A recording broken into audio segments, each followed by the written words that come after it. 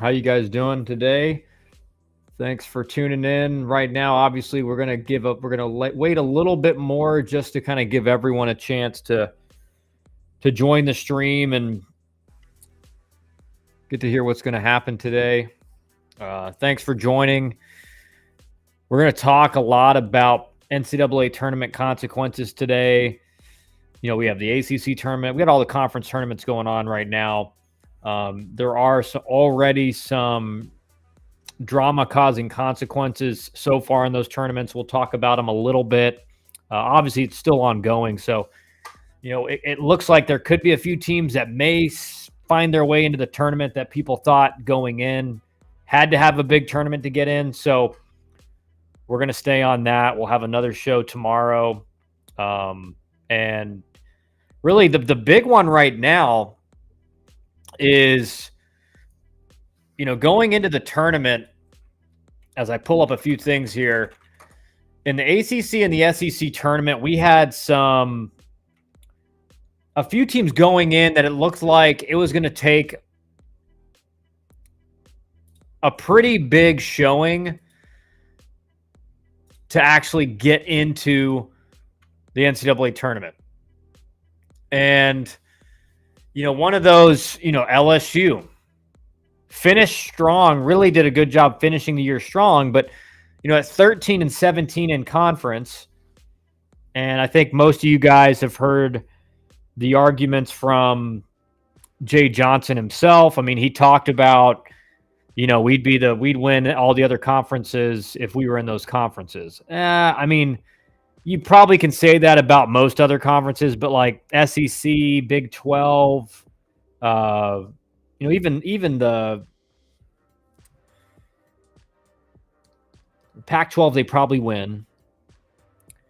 Big 10. I mean, this is the thing: is LSU going to be one of the best teams in pretty much every conference it plays in? Yeah, but part of the game is you got to win, and everyone else in the SEC is playing the same schedule for the most part. And there are a bunch of teams with way better records in conference than LSU. Now, we're going to go over the LSU's opening game, the play-in game. The SEC tournament's format is so much better than the ACC. The SEC tournament's format, essentially, you have a bunch of elimination games between two teams. You have 4 bye seeds, so the top 4 seeds, you get byes. And then there's play-in games between between the lower seeds. And so that first game is a win or go home. And then once they get to the next round, it's double elimination on both sides of the brackets. And then ultimately, the teams that win each side play each other in the championship. The ACC tournament has maybe the worst format since teams moved to these 12-team conference tournaments. I'm not a big fan of the 12-team conference tournaments because I feel like it should be harder to make it to your conference tournament. I don't like it when a team that did not do well in conference, like LSU, 13-17, makes it into the tournament. And look at University of Georgia, way better year. We're going to go over that game, but as most of you guys probably know, LSU ends up beating Georgia. Georgia's SEC tournament hopes eliminated right away. And Georgia really needed to win that game because they're kind of on the bubble of being a national seed or not. They're definitely going to be in the NCAA tournament. They're probably going to be a host, should be a host. And their SEC championship hopes squashed because the 13-17 team that came in, who may be, hitting their stride now, they won again today, so LSU's playing well when it counts and trying to do everything they can to get into the NCAA tournament. But I don't like it that a team that did not perform well in conference throughout the entire schedule gets to have a chance at winning the championship. I also think it's ridiculous in these conferences when, teams tweet out that they're the ACC champion or the SEC champion in the regular season when you don't get the trophy and the rings unless you win in the tournament. So we got to come up with, you may be the regular season first place finisher, but the only championship team is the one that wins in the tournament. And then obviously, like my alma mater, Georgia Tech, gets eliminated. Well, with the ACC tournament format, for those of you who don't know, is there's 4 pools of 3 teams, and each pool has the highest seed. And basically, that highest seed, the lower seeds have to go 2-0. Basically, you have to beat the other low seed in your pool, and then the 1 seed, because the 1 seed just advances if they go 1-1 and win against the right team. It's a terrible format, makes no sense. I'd much rather them do what the SEC does, at least, because then at least you get to the 8-team double elimination. It feels more like a real tournament. The ACC tournament's it's ridiculous. Anyway, Georgia Tech coming in as the lowest seed in their pool with Virginia and Florida State. Lost to Florida State yesterday, lost to Virginia today. Coming into the tournament, most outlets had them as in the NCAA tournament. They finished 15-15 in the ACC regular season schedule, but lost their last 2 series against really good teams, and then go 0-2 in the tournament. So they're going to be sweating come selection show. I think most people would assume they're probably going to be in. They won, actually, they were 15-15 in conference. They won 6 out of 10 ACC series because they got swept twice. So the record looks a little bit worse than how they performed actually on a series basis. But again, they're by no means 100% in. And, we've seen the committees do weird things in the past where teams that probably should be in based on their RPI and strength of schedule and how they've done in conference don't make it in. So they're definitely going to be sweating on selection day. I think if they had won 1 game, they're probably safely in for sure. But going 0-2 makes it to where it's going to be a toss-up if they're in or not. Definitely, you can't say for sure they're 100%. You may even be able to say, they're 51% chance in, maybe even higher than that, but you just never know. But with that, we also have, and again, we'll talk about LSU. We're going to go over the LSU game actually right now. And again, I can't say it enough. I am not a big fan of the fact that LSU and in the ACC tournament, I think it should be back at the 8 teams. That makes the most sense. The fact that 12 teams in your conference make it to the tournament, you really don't even have to do that. You can't finish in the very bottom of your conference and you make it, and then you have a chance to win the conference championship. It doesn't make sense. But anyway, more games, that means more tickets sold, more games on TV. So I think we all know why they've moved to that format. Anyway, all right, we're going to pull up the Georgia game now, guys. Again, I'm watching this now with you for the first time. I actually haven't watched this game. Let me find the best format for this. Here we go. Perfect. All right. So we're going to watch this and figure out exactly what went wrong for Georgia and LSU. If you guys watch this game, you probably do, but I'm going to watch it live and react and kind of tell you guys what I think went wrong, what I think, might have been big mistakes, end up costing teams games, everything like that. Turn on some music in the background here while we're watching. Will lead things off. Here we go. Braswell the third, the shortstop. Transfer from South Carolina. That ball's laced out into left base. And so LSU leads off the game. 1-0 pitch. Great swing. First pitch. You're looking for a fastball over the plate. Like I said, LSU, look, they're the 11th seed in the SEC. They were the second to last team to get in. And Georgia's 6th.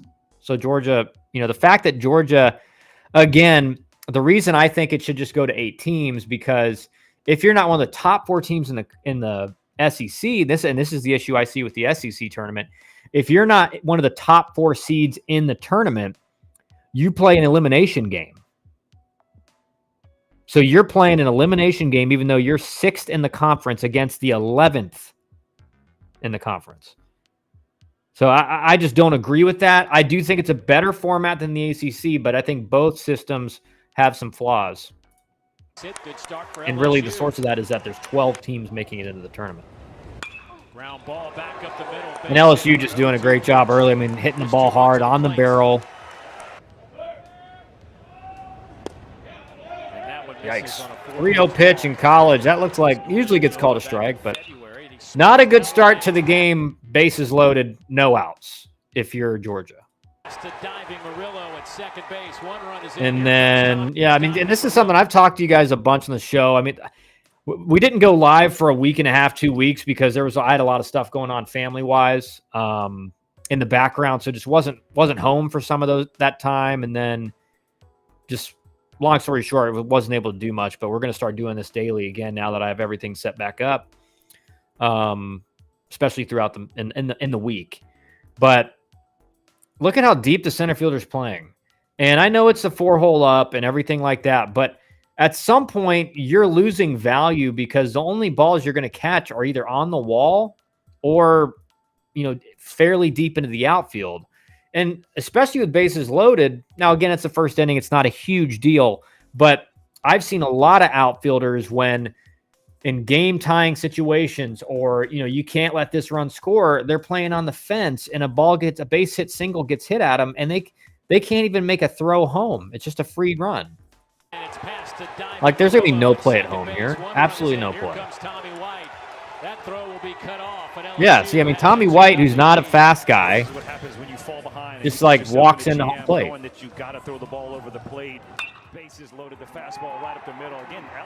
Yeah, and just crushed right back up the middle. And really, LSU just kind of finding holes, hitting the ball in the barrel. Here's the 3-2. But not a lot of doubles and triples and homers here. What we're seeing in the ACC tournament. For Phelps, he'll make the catch.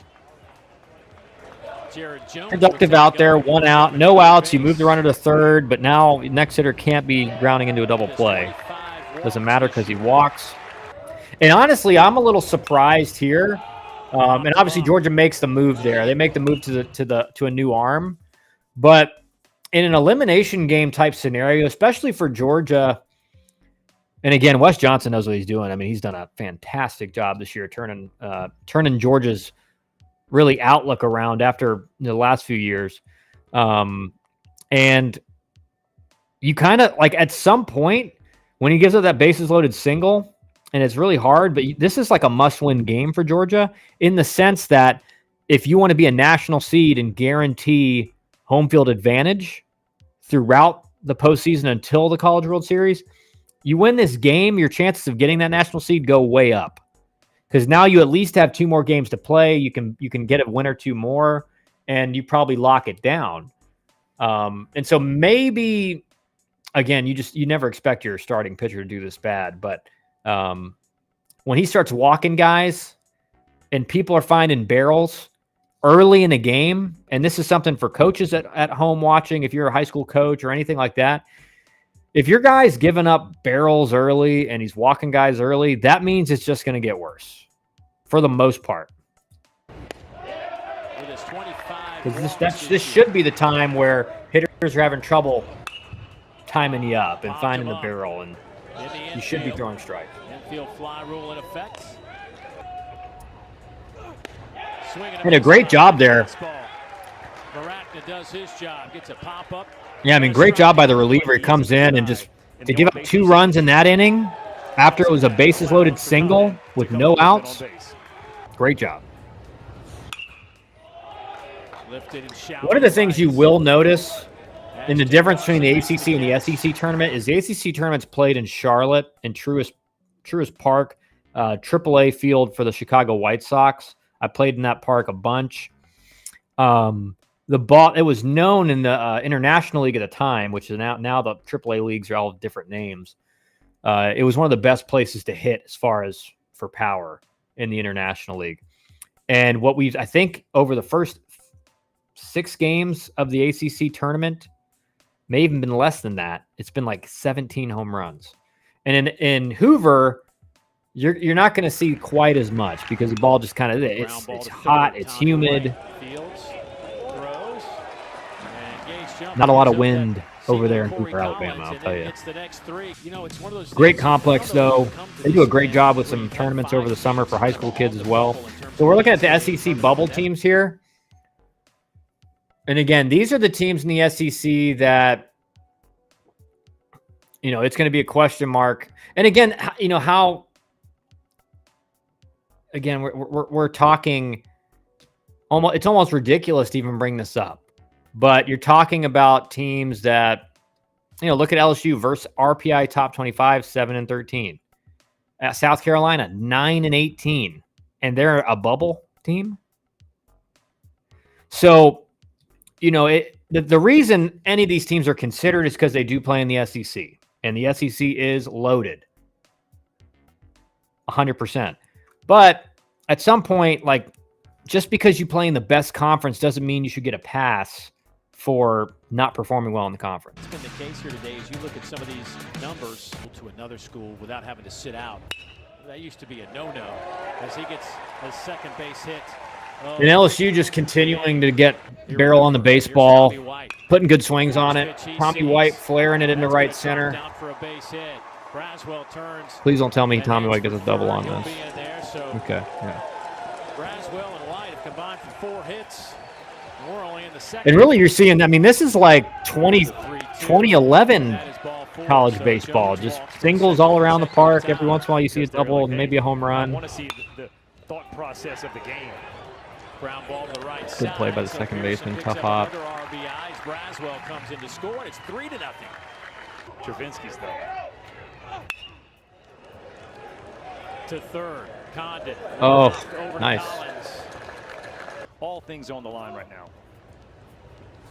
Yeah, so LSU just kind of slowly adding on, but it's just the second inning, right? And in today's era, the fact that now we'll get a view of the teams that are in the elimination round. That the teams on the left, you have to win that game to get to play in the next round of the tournament.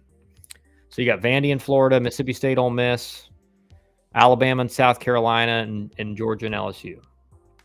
Now Ole Miss got eliminated, and so and that's what should have happened. That you finished 12th in your conference. Again, you shouldn't be in the conference tournament, but that's how it works. South Carolina coming up next, the night session. But SEC is a behemoth. Those top 4 teams: Arkansas, Tennessee, A&M, Kentucky. Mississippi State's looking to lock in a host.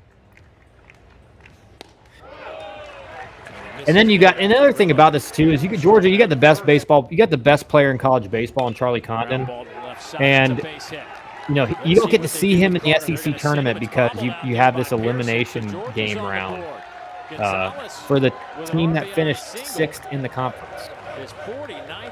It's ridiculous. Those are fun. Fly ball to the right side. Ashton Larson in foul territory makes the catch and then gets the throw in quickly. He talks about, I want my leadoff guy to strike some fear into the opposing pitcher. That's a solid pitch right there. Short little slider, starts right off the outer third of the plate. It's always, you always want to be about player safety, and that's what it truly is. Haven't seen a home run yet. I mean, if this was the ACC tournament, we would have seen like 3 home runs by now.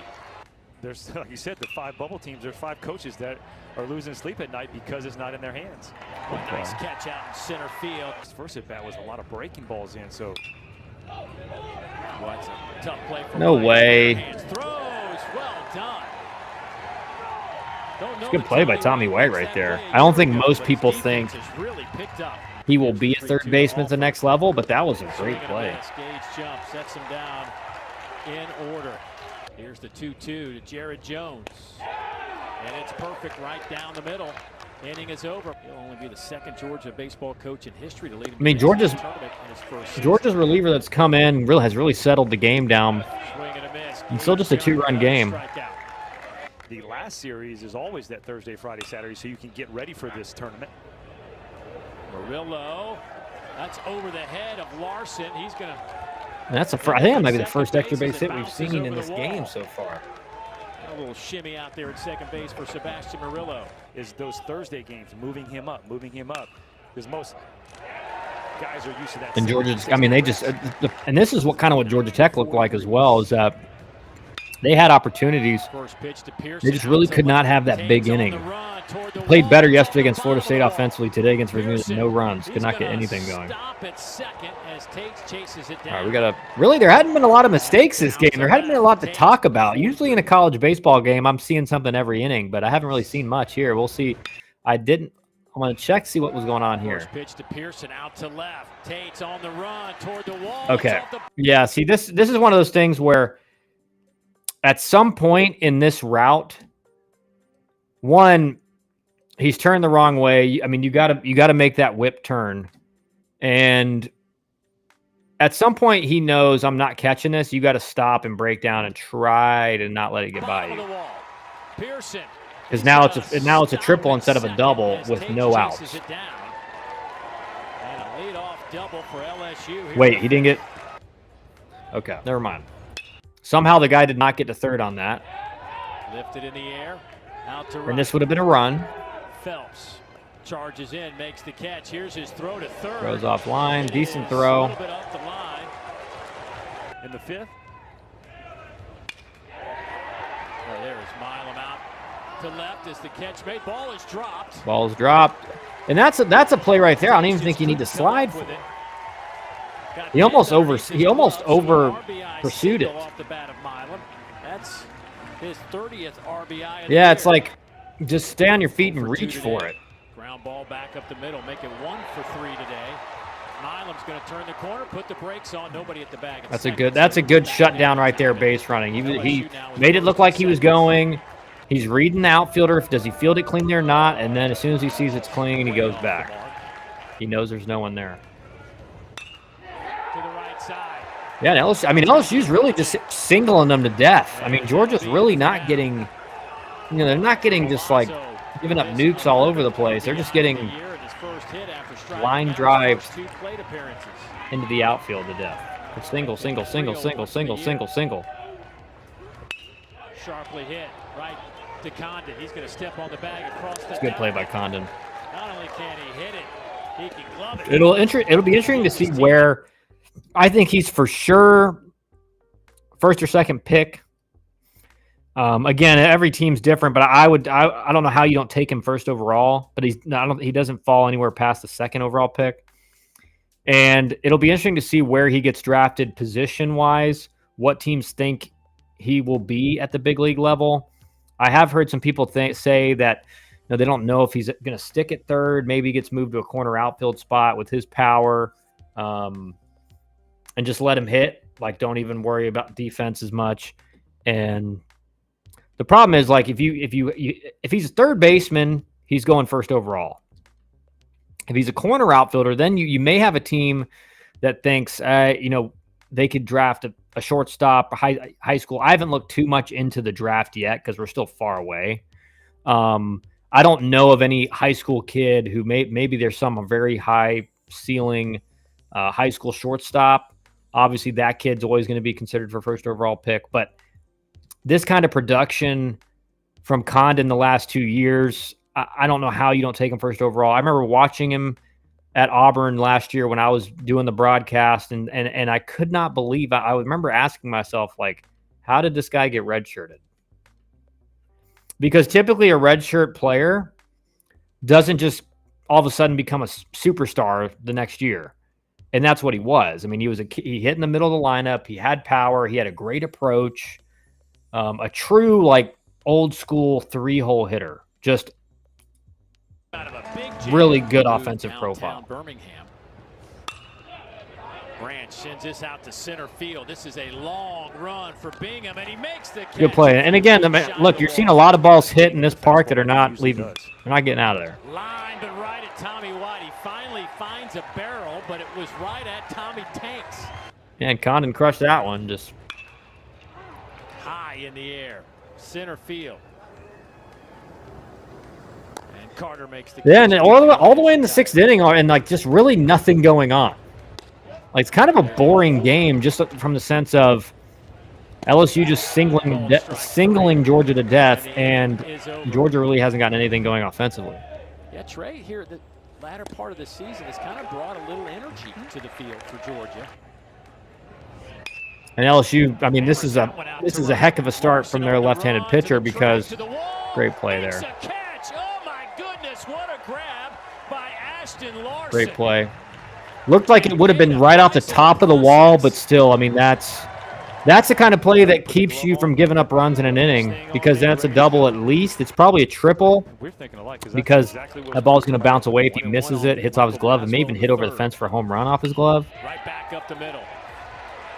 They're going to wave Brown. And again, Georgia just giving up a bunch of singles. And LSU adds another one. It's 6-1 Tigers. A bunch of singles and then like a double off the wall. That's all they've given up. That was gross. One in there, but it's going to end up right to Dylan Carter. And LSU getting 7 innings out of their starting pitcher again. Like, this is an elimination game. They have to win this. And for them to get, literally, this is a type of game where, especially in LSU's case, because they have to have a big tournament to feel semi-safe of getting into the tournament, into the NCAA tournament. This is a game where, like, all of a sudden you look like you're in trouble. You're going to have guys getting warm in the bullpen, and you're ready to make a move fast. So to have your starting pitcher go 7 innings, and he's over 100 pitches now, so he's probably done. I mean, that's best case scenario, because now you're set up to still be able to compete with the teams that got buys. High 105th pitch. Gage jump, retired 18 of the last 19, and he got some. He's going to be eating free in Baton Rouge for this performance. Defensive help along the way. That's a joke. Yes, he did. Travinsky is out. Inning is over. That is not how you want to start your relief appearance. Yeah, exactly. That announcer is 100% right. That's not how you want to start the inning when your starter has just pitched his brains off, and you have a 5-run lead, which, like, it looks safe in the 8th, but again, I mean, 5 runs is really nothing in this era. Now, in this ballpark, it's a safer lead than during the regular season. That's for Griffin Herring. Twice lined out, smoked it his last time up. But well, Charlie Condon played, Ground ball to White. Steps on the bag, cross the diamond. Yeah, and just not a great game for Charlie Condon offensively. I mean, hit that one ball hard on a line, but besides that, but he closed it in fine fashion. A double play hasn't done much to get LSU off the field. We'll head to the 9th. We're going to see our first home run of the game. A no-doubter. Yep. In the 9th inning. The 5th home run of the year for Stephen Milam. Does this game get juicy here? Because we got the top of the 9th, and we still got like 2 minutes left on the video. Single bit of this ball, and the ball does carry a little bit better down the line. No carry needed for this one, like you said. Trey Phelps just turns and looks. That's off the LSU singling them to death still. I mean, what? I don't know how many hits they have right now, but it's got to be like 90% singles. First and third now for LSU. Which is like some 2011 to 2013 type stuff. A run will score. Long throw over to first. And that'll go as a base hit. It's 8-1. Which I think this would almost lock up something for LSU if it was even in doubt. Another win here. Here's Phelps, charges again. Try to throw out the runner at third, not in time. It's Jake Brown. Yeah, I guess this is kind of plenty of time. Extending because LSU just all of a sudden adds on big time, and now they finally find the extra base. Look at this. That ball gets cut off for a single because the guy's playing so deep. And a 3-hit game for Tommy White, who continues to swing it at a very high clip after a fantastic weekend against Ole Miss. Swing and a miss. There is out number 2. Called strike 3. The inning is over. Ground ball. Boy, they had Alford pulled. Good job. Hold on to it. You got no play. And that's the thing. You'll see guys in college try to make a circus throw on a ball like that and end up throwing it away. Tommy White. Good play by Tommy. There makes the catch on the run. My little man Wilkes. Get a little TV time. Off the bag. Well, if they hadn't given up such a big inning, that's the kind of magical hop that gets you back in the game. But 8 runs in the 9th. It's going to be tough. To the right side. Here's your double play And ball. I think lands that's well. And he does it. See? And LSU So this one 9-1, the final score. Georgia gets eliminated. And again, I hate that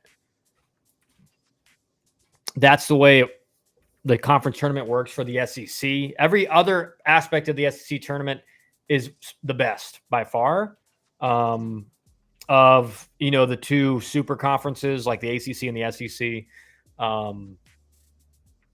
that the ACC tournament is way worse. And so for your two premier conferences in baseball, the SEC tournament's way better. But I don't like that now Georgia's out. You don't get to see the best player in college baseball play in the SEC tournament anymore. You really, you got to see him playing an elimination game. It really wasn't even the pool play part. And, I don't think teams should be rewarded for not doing well on your conference schedule. That being said, LSU is on their way to getting a bid in the NCAA tournament. They won their first 2 games, and they look like they're playing well right now. And that could be trouble for some teams that are looking to hopefully make it in the bubble, like my alma mater. So we'll have to wait. We'll have to watch and see all these other conference tournaments going on. In the mid-major conferences, it's a little bit easier to identify. All right, well, if this team or these two teams don't win the championship, they're still going to be in. So that's a stolen bid from someone else. So, we're going to have to keep track. Obviously, it's still early, just early in the week, but a lot of stuff's going to happen here that's going to cause some teams across the country to not make it into the NCAA tournament. Now we're going to watch Vandy and Florida, another 2 bubble teams in the SEC, and let's see what's going on here. Each of the last 2 weekends. Average for Wilson hasn't homered this year and promptly sends a fly ball deep to right field. Polk drifting back, and this big ballpark will hold it. And he got underneath that. Let me rewind it real quick. Center for each of the last 2 weekends. Average for Wilson hasn't homered this year and promptly sends a fly ball deep to right field. Yeah, we're going to try this format for this one. And this big ballpark will hold it. So a long first out for Florida. Got underneath that one. And that's, I've seen him hit balls like that are home runs this year. So 2 down. 6th in the you never know. Home runs with 115, and this ball is in the air to right field. Matthew Polk has plenty of acreage out there, and he puts it away. Sharply hit to short, gobbled up by Shelton, his counterpart. 94 on the black is a nice way to. Like here's my thing, man. And you guys have heard me talk about this in the past. You're a starting pitcher. You've got 1 out in the game. Now, your job is to go 6 innings. I mean, that's your job. Unless the coach says, hey, you're going 5 today, or hey, we don't want you to face the order 3 times through and you've gone 5, whatever. I don't agree with that, but again, that happens in today's game. But you strike out the second batter of the game, you're not even through 1 inning, and you're doing this.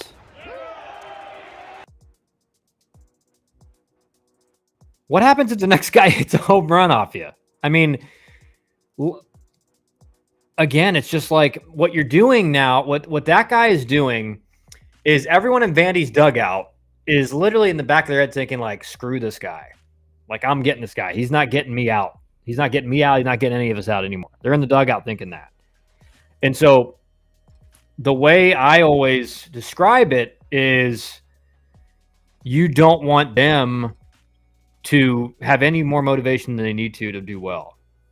And so when you're on the mound like that, you do not want to inspire the opposing team's offense to give them any more energy than they already have. Now, maybe he ends up pitching well, but I tend to this year see guys when they do this, they end up giving it up. In the air towards the bleachers down the right side. And into the screen, and then the catch made by Caglione. Or did he catch it? Great play. That is amazing. This guy does everything. He grazed up against the screen. I mean, where is the right fielder? Space. Grazed up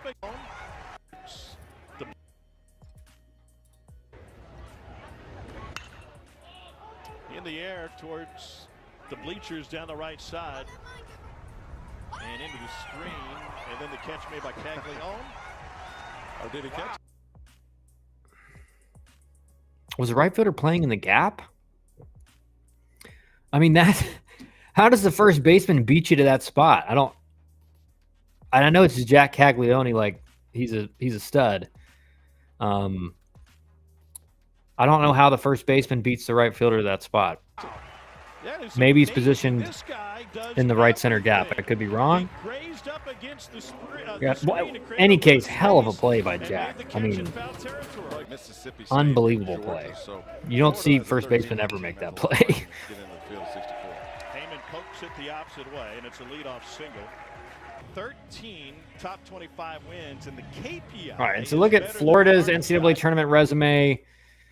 Obviously, all the SEC RPIs are going to be big because, you know, obviously they're playing in the toughest conference in the league. Look at strength of schedule for Florida, number 1.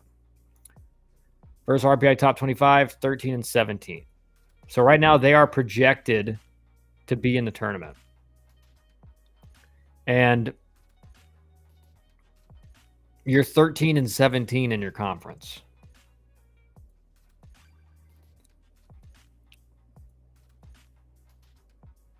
So, I mean, it's just at this point, basically what the committee is saying, if they get in, obviously they could have a big tournament and then maybe they deserve to get in.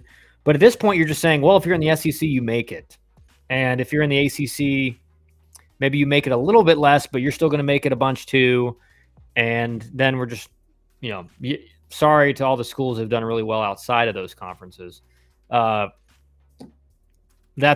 I guess that is kind of where college sports in general are heading, which is with like a super conference with the Big 12, the SEC, and the ACC, and then you add in some other schools from other conferences, because that's what it's turning into with NIL and everything like that.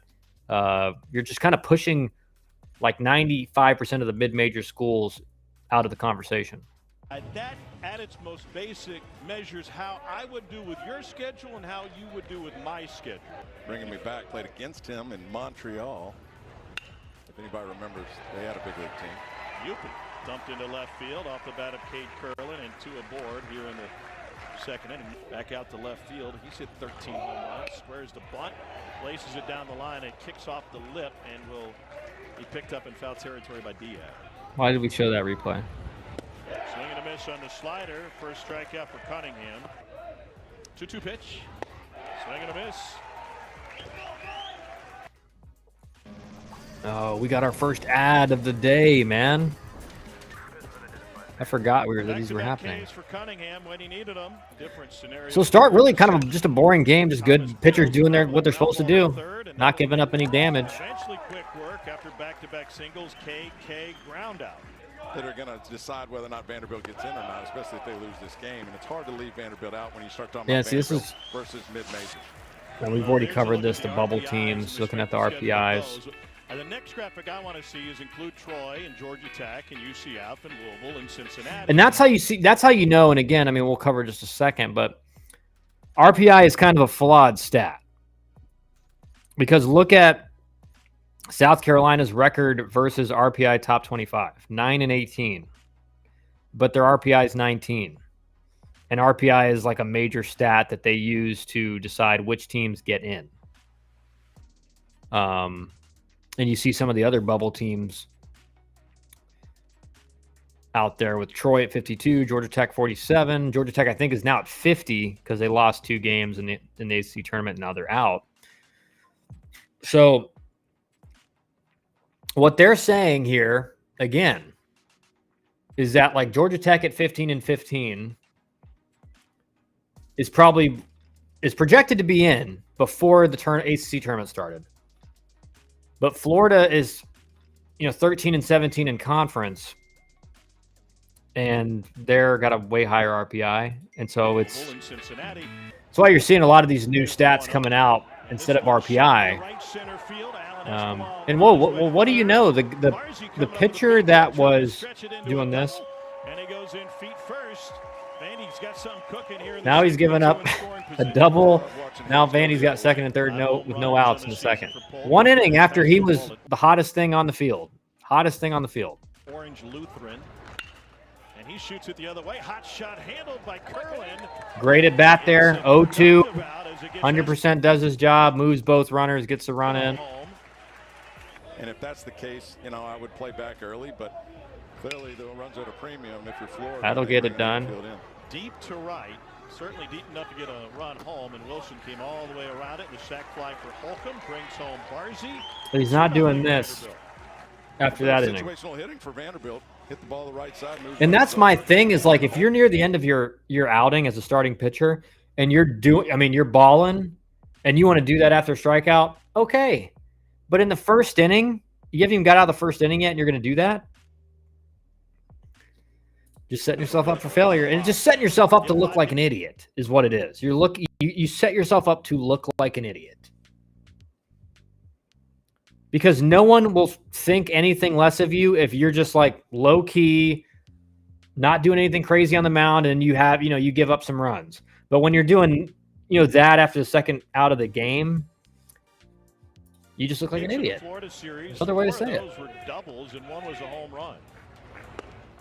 Strike 3 and 94 on the black.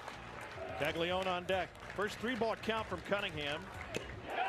And he gets a foul tip in 96 for his third strikeout of the game. Yeah, Cunningham's got his stuff. He's pitching out a few jams too. Well, Caglione hit his third home run. Or 30th home run, sorry. 105 off the bat. What do you got? Faked running. Ball. Yikes. Florida will hit by pitch. 0-2 to Heyman. And that will close the inning.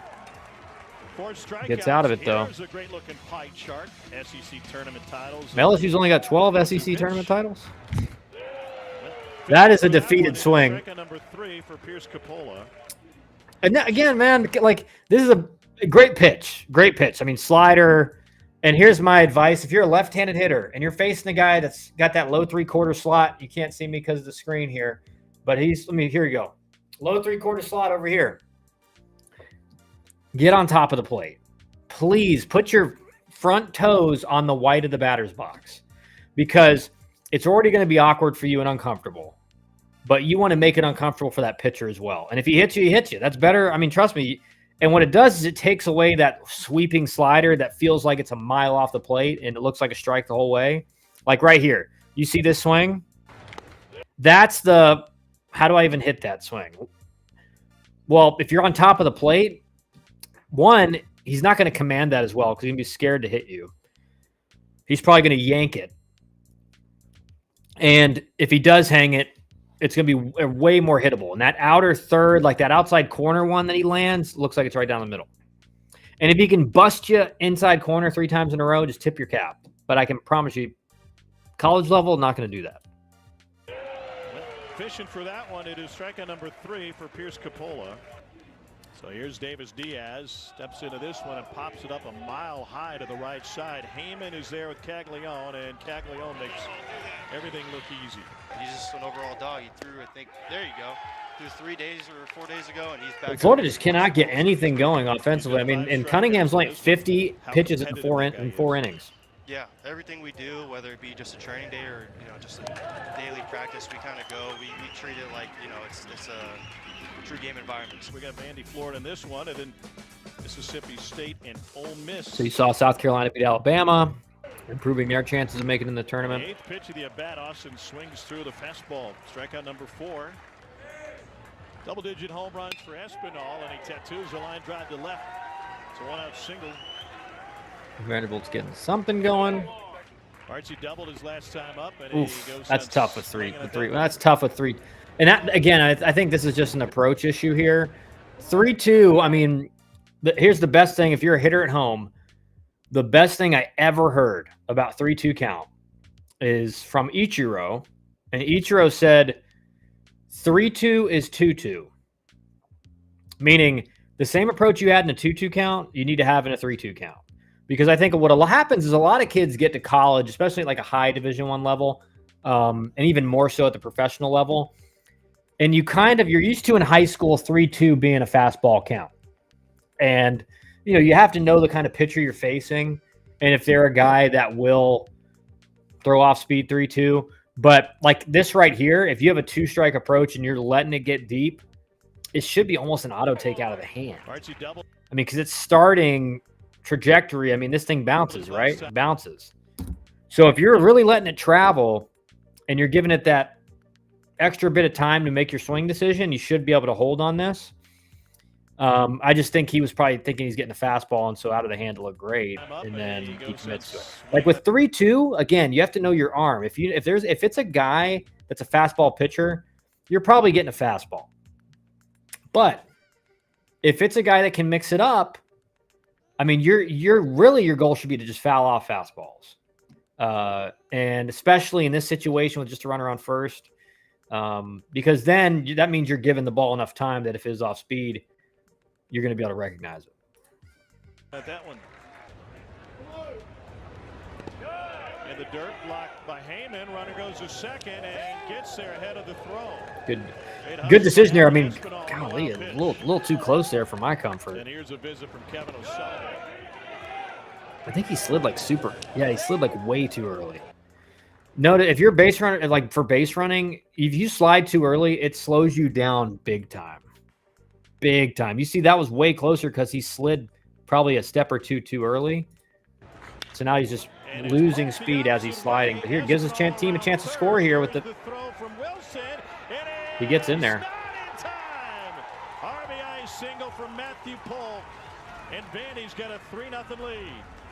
Wilson did all. And again, he's not pitching bad. He's not pitching bad, but I could promise you, I've been in the dugout. I've been one of those guys. A pitcher does that to one of my teammates or myself after a strikeout, you're not getting me out anymore. Jumped toward the baseball, caught it on the run, and threw a perfect strike into home plate. That's a great slide. You see how late he slid? Basically, if he slides a step or two earlier than that, he's probably out. Probably out. Because he's going to hit, sliding against the ground creates drag. He's going to slow down. He literally, like, by the time he hits the ground sliding, his foot's touching home plate. It's like perfect. Runner on the move, pitches low, the throw double clutch and sailed into center field. But Polk was unable. All right, here's another thing, guys. Please, base runners, if you're stealing a base, you don't have to stare at home plate the whole time you're running. But at some point, even if it's not a hit and run, like you're be an athlete and glance into home plate so you can see what the throw looks like, if he swings, if he makes contact. Because, I mean, if he's just peeking, he sees this ball is zooed into center field. And so now he hesitates 4 times. So instead of being at second, instead of being at third, he's at second. And now Mr. Nod can bury a slider if he wants. He's not afraid to give up another run. But he's going to give it up, like I said, because it's just how it works. Baseball gods are never mocked. And they're putting good swings on the Coppola pitches now. Well, that was even better because he got the 3-1 slider inside. Any of you guys watching, if you do have questions throughout the stream, just type them in. I'll answer them, and we'll pause the videos, and we'll talk about it, all right? The hitter even at 3-2 at first base. A great piece of hitting there, not trying to do too much. When you got a runner on, just hit a line drive somewhere. Smoked it. I mean, that's a beautiful swing. Might be it for Coppola. Beautiful swing, right on it. Freeze for me. Runner goes. Popped up. Shallow center field. Robertson crashes in. I believe that's a new arm, maybe. Santa Fe versus Chevy Blazer. Look what Santa Fe So, has. and again, I mean, this is the thing. You do this second out of the game, and you're out before the 5th inning. Jammed him, and a little flare is nearly caught by Austin. But Dale Thomas threads the needle, and he reaches with a leadoff single here in the 5th. Taria Gerson points out that at home, Cunningham has a 2.22 ERA, a strikeout. We got kind of 1%, a nothing burger game right here. I mean, Florida cannot get anything going. They got something maybe going now. Much differently in Nashville. Fly ball to left. But this should be caught. One down. Started all 3 in the outfield against Cunningham is doing it really. I mean, just mixing it up. He's got premium velo. Little backdoor change up there, or a backup slider. I mean, just a nothing slider or a backdoor changeup. In the sunlight, casting a long shadow. And Florida just cannot get anything going against him. Yeah, it's a new arm. So I mean, our boy did not last 5 innings. And then Vandy adds on. For Calvin Hewitt, just his 2nd of the season. And Vandy tallies another. I love that, man. Look at how happy he is, man. You can tell this. I know what it's like because I didn't hit a lot of home runs either. So like he said, it's his 2nd home run on the year. And in this era, like 2 home runs on the year, that's not a lot. So this guy, you could tell he doesn't hit many home runs. He's choosing round and 3rd. How about Calvin Hewitt? Only his 18th start of the year out of the 9 spot. Not a bad pitch. The classic pitcher, just balls crushed. Got 40 wins already this year. Yeah, up and out of the park. 2-game lead in the AAC.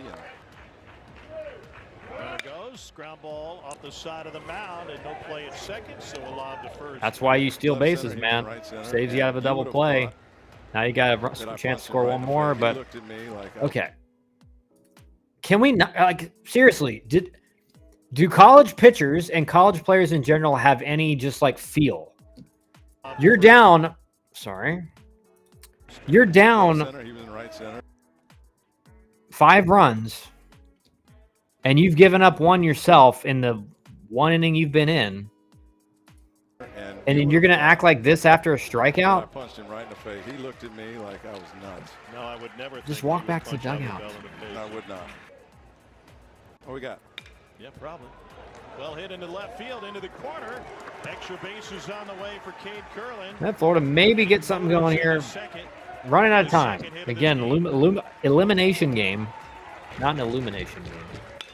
Chops the fastball to short. Vastine charges, double pumps. Great play. And retires Sheldon. And Florida just like nothing. They got nothing offensively. 5 hits. Well, like what's the difference? No walks from Cunningham. 6 innings pitched, 78 pitches in 6 innings. No walks, meaning Florida's just probably way too aggressive, and he's just pounding the zone. Strikeouts. 78 pitches in 6 innings. Like he could maybe go 2 more. Got him with 93. Florida has a lot of arguments to get into the field this year. Basically going against the typical, 3-1, 3-2 fastball type of thing where he throws the off speed. Got to the backstop on strike 3 and no play. Like, and again, like I feel like please, if you are watching the stream, tell me if you agree with me about this or not. I mean, is this not ridiculous right here? Got him with 93. Like strutting off the mound like that, and you're down 5-0.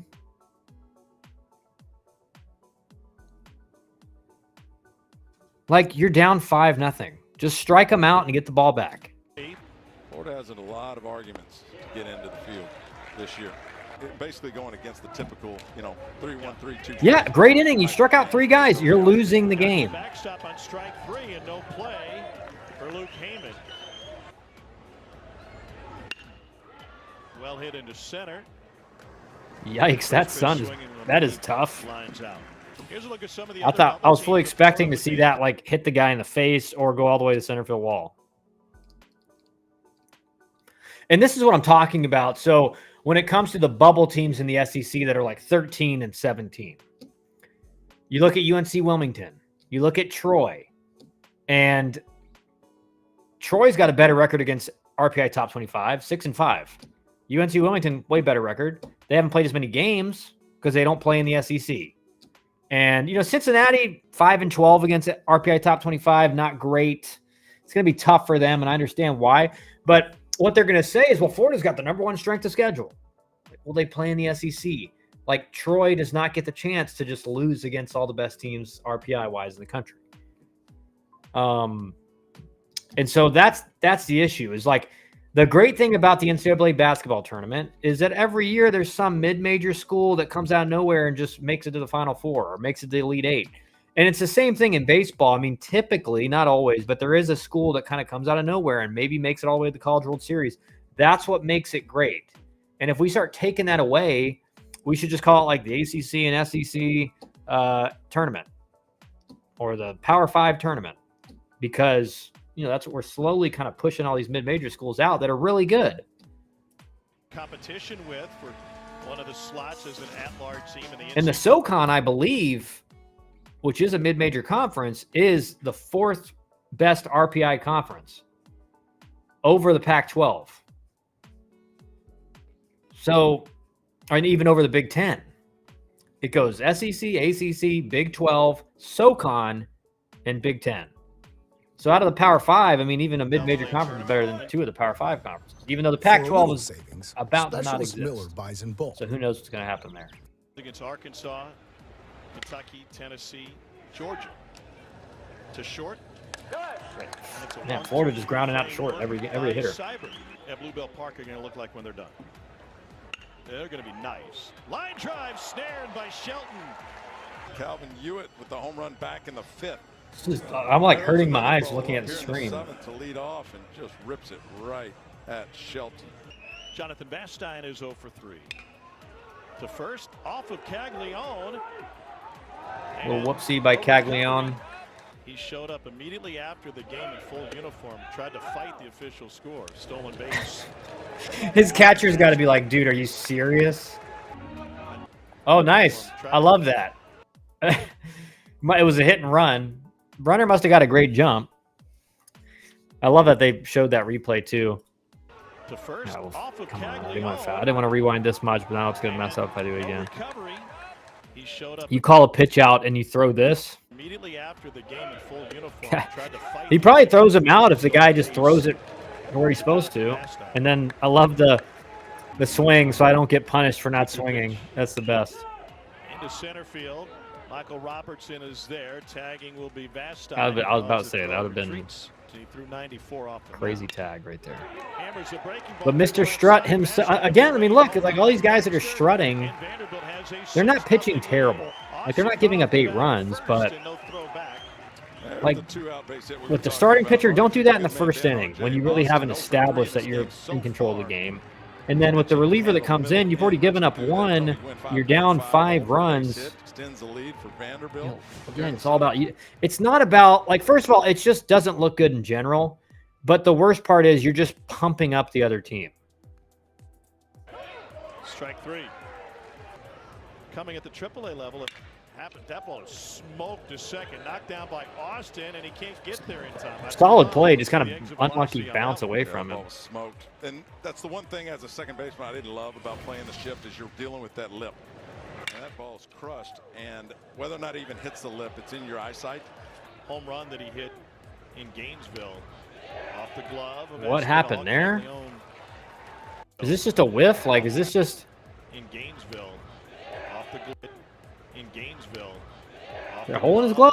I don't know how you missed it. Ends up at second. 2-2 to Shelton. Oh, that one what is going on? That one went off of Shelton. Oh, that nailed the umpire. All the way back. Shelton. Oh, Shelton. Oh, Shelton. Oh, Shelton. Oh, Shelton. Shelton. Oh, that one went off of Shelton. I'm going to back it up a little bit more because I want to see. 2-2 to Shelton. Oh. And this is that maybe the consequence of like doing the up catch on from a catcher's perspective. You can't get to that high ball. Poor umpire has to just wear it. Off of the home plate, umpire carried all the way back to the screen. Caglione took a wide turn. Yeah, don't go. You're down 6 runs. Your run means nothing. Good job. Gets a run in. And that gets a run home. 2-2 pitch. Ripped up the middle. Yikes. Backhanded by Austin and off of his leather. And Luke Heyman. It looks like this game's going to be over pretty soon. Got the edge. 90 on the Florida just can't. I mean, 7. Again, look at all the crazy thing is They got 7 hits, but they have 1 run. That's because Cunningham walked nobody in 6 innings. And Florida walked some guys and made some mistakes. And it gave up some stolen bases and stuff like that. Last chance for Florida as we head to the 9th, down 5. The 1-2. Ground ball up the middle. Austin reaches it and fires to first. Good play. What a play by R.J. Austin. That's a big arm you were talking about earlier in the game. A big arm to make this play. Body's moving away from the target to pick up the target, keep your left shoulder down. Stroke towards the gap in left center field. Off the bat of Brody Donay, and he will cruise into second base with a 1-out double. Your bottom of the order. Dale Thomas sends it into left center. Humphrey on a dead sprint and rides with the center fielder Hewitt. Ball popped up, and Hewitt finally to his feet. What a catch made with the collision, and Donay able to go. Call the ball, man. Call the ball. Horses right there. Be loud. This ball is launched deep to right field. Polk at the wall. It's gone.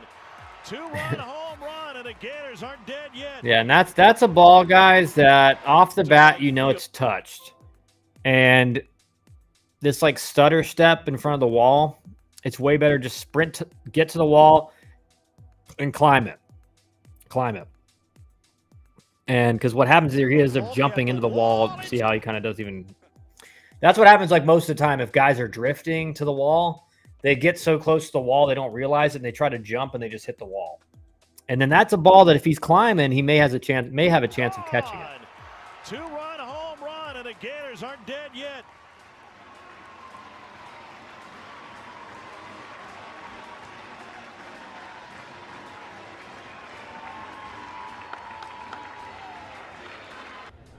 The 0-1. That one is swung on, grounded back up the middle. It's a slow chopper played by Austin. He throws toward first. Holcomb has got Good it. defense by Vandy. 7 outs.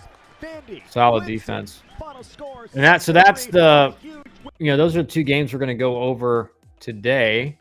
I did want to talk briefly about a topic that's come up. Obviously on the show recently we had my dad come on and talk about ways the game has changed. And so maybe some things for the better, some things for worse. We had a long conversation. If you want to watch that, you can go down in the feed. It would be the last stream that we had. And before this last topic, make sure you go to notifications, turn those on. So anytime we go live, you get notified. That way you're not going to miss it. This stream will be on our feed after we're done. But one of the things I think it's funny because what I see happens a lot, especially on our Instagram, on videos where, you have people that never played at a high level, have never touched the field even in college, let alone professionally. And they're going to say a guy like myself, who played 7 years professionally at the highest, all the way up to AAA, I was a 290 career hitter. And my dad, who ran Major League Baseball teams as a general manager for 8-9 years, that guy doesn't know what he's talking about. That's the state of baseball right now. And guys like that are getting jobs in professional baseball and in college. And so one of the things I wanted to really talk about was, okay, make this make sense. Make this make sense. Supposedly, we have the most access to technology and things that will improve a player's swing than ever before. You can get a whole swing analysis done. You can get drills given to you that will improve your swing plane, everything like that. And I'm all for that. It's 100% true. The problem is, why are hitters across the board in Major League Baseball worse than ever before? Why are they worse? Because pitchers have the same thing. Pitchers have the same thing. Their mechanics are all getting cleaned up. They know how to use their bodies better, and they get the same analysis done on their motion and and their arm path and everything like that, and their release points and the spin, the way they're supposed to spin the baseball. The same thing's being done for hitters. But why is it only that it looks like pitchers are gotten better and hitters are getting worse? And your answer can't be, well, pitchers are just that much better. It's not that long ago I was playing professionally against all these guys you guys are talking about. It's not as bad for a high-level professional player. It's not like that. You know, I played at AAA. I played against most of these guys that are pitching in the big leagues right now. My answer is that guys are not taught how to have an approach anymore. You're not told that striking out is not good. And so in reality, the reason hitters are getting worse is because there's no emphasis on teaching guys how to be a hitter. There's emphasis on teaching you how to improve your swing, but I can promise you, if you have the best swing in the world, if you don't know how to hit and be a hitter, you're not going to have that as much success as you possibly could. That might get you to like college or professional baseball, but it's not going to get you to be a high achiever at those levels.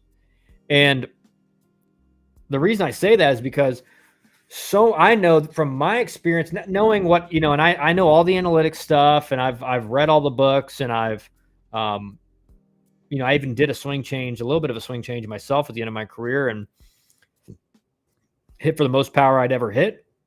So I know it works. But what most people don't understand is that I was a high contact, high aptitude, high level approach guy as a hitter. So even when my swing was not that great, as far as if you looked at the swing plane, you'd say, hey, it's pretty steep. The reason I didn't hit a lot of home runs wasn't because I didn't have power. It's because my swing was steep enough to where when I hit the ball hard, it was a low line driver or ground ball, which I was a 70, 80 grade runner in certain metrics. So that was what I was taught my whole life. And I had a lot of success my entire career with it. But at this era of Major League Baseball, power was everyone's number one objective. And so I made that change late in my career. It's probably a little too late, but I know it works. The problem is we're doing these with guys that don't have great contact rates. We're doing that with guys that don't really have a good idea of what they're doing at the plate. The issue is that you have to know what you're looking for at the plate. You have to not be afraid to look bad. You have to commit to it, and you have to pay attention to what the pitcher's doing. And right now, I can tell you at the professional level, what they do is they just kind of go up there and say, well, this is what his metrics are. This is what his percentages are. And now here you go. Instead of I'm all for that information. But at some point, you have to watch the game and make a decision on it. Well, does it look like he's matching up with what those numbers they gave me? Or because sometimes you're going to face a guy and his slider's not doing what it's supposed to do. Sometimes you're going to face a guy who throws a lot of sliders, and for some reason he's not that day. And being a hitter is being able to make those adjustments. And really, here's the biggest thing. The biggest thing is this. No matter how good your swing is, at some point in the season, you're just going to suck. For me, that was every April of professional baseball. Every opening month, no matter how I was swinging it in spring training, which I was usually doing, I usually felt amazing coming out of camp. And then I'd get to opening night in the minor leagues or, AA, AAA. And all of a sudden I lost every feeling that I had coming out of spring training. And dealing with failure is the number one reason why most guys don't make it. It's because, at one time my career was 0 for 28. 0 for 28 in April. So not only was it like 0 for 28, but it wasn't like I had been playing for 3 months and was hitting 310 and my average had dropped like 20 points. I was still hitting like 290. No, I was hitting like 150 or something like that. And the only thing I could think to myself was, well, get him again tomorrow. Like one of these days, I'm going to find it. And then I'll be fine. And so that ended up happening. And then by the end of May, I was hitting over 300 and I was an all-star in AA at the time. And the problem is, and I play with guys like this a bunch who were way more talented than me, tools wise and everything like that. But as soon as failure set in and 2 or 3 games in a row came around where they didn't get a hit, or maybe they went 1 for 9 or 1 for 10, I mean, it was a downward spiral. And they looked at it like, oh, my season's going to, if I don't get out of this soon, my season's over. I never thought like that. That thought never crossed my mind. The thoughts that would cross my mind when I was struggling was, well, is this the level where I can't make it anymore? But after I struggled like that for 3 years in a row in professional baseball, that 4th year when it happened, I was just like, well, April 28th is going to come around and I'll get a few knocks and I'll be good. But that's the part of the game that is not being taught anymore. The mental toughness, how to think in the box, how to change your approach, micro adjustments you can make. Like I talked about with the low 3/4 lefty, if you're a left-handed hitter, get on top of the plate.